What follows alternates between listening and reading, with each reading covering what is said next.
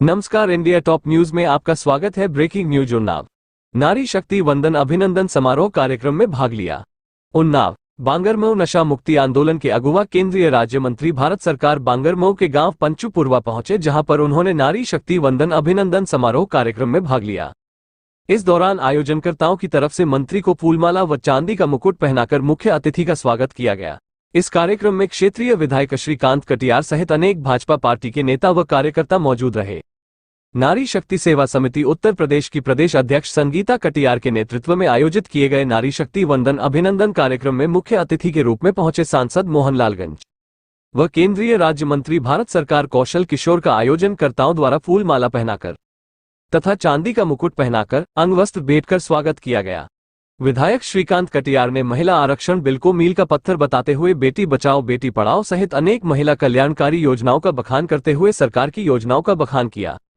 उन्होंने महात्मा गांधी की मिसाल देते हुए कहा कि देश आजादी के दौरान अंग्रेजों ने गांधी जी को ट्रेन से नीचे फेंक दिया, जिसके बाद उन्होंने कोट टाई पेंट उतारकर फेंक दी तथा आधी धोती पहनी तथा आधी धोती से शरीर ढका, जिसके बाद प्रण लिया कि अंग्रेजों को देश से बाहर फेंक देंगे। महिला आरक्षण बिल पर विचार करते हुए उन्होंने राजनीति में कार्यरत महिला नेताओं की संख्या बताते हुए महिलाओं की सरकार में भागीदारी का भी बखान किया। साथ ही जाति व्यवस्था पर विचार करते हुए उन्होंने जाति व धर्म पर भी विचार व्यक्त किए। साथ ही महिलाओं के नाम पर दी जाने वाली योजनाओं के बारे में बताया तथा आयुष्मान कार्ड के लाभों को भी बताया। किसान सम्मान निधि पर भी प्रकाश डाला। साथ ही पेयजल आदि सहित अनेक योजनाओं पर विचार व्यक्त किया। नशा मुक्ति पर बोलते हुए उन्होंने कहा कि प्रतिदिन 60 लोगों की कैंसर की चपेट में आकर मौत होने का हवाला देते हुए नशा छोड़ने की अपील की तथा गुटखा, पान, मसाला, शराब आदि के दुष्परिणाम बताते हुए नशा छोड़ने की अपील की। अनेक प्रकार की मिसाल देते हुए महिलाओं में जोश भरा। आयोजक संगीता कटियार ने संबोधन में कहा कि सरकार की तरफ से पास किए गए महिला आरक्षण बिल के संबंध में सभी महिलाओं को जानकारी देते हुए उन्हें संगठन से जोड़कर समाज में सहभागिता के लिए प्रेरित करने के लिए कार्यक्रम संपन्न किया गया। कार्यक्रम के दौरान समाज का प्रतिनिधित्व करने वाली लगभग 2 दर्जन महिलाओं को घड़ी देकर सम्मानित किया गया।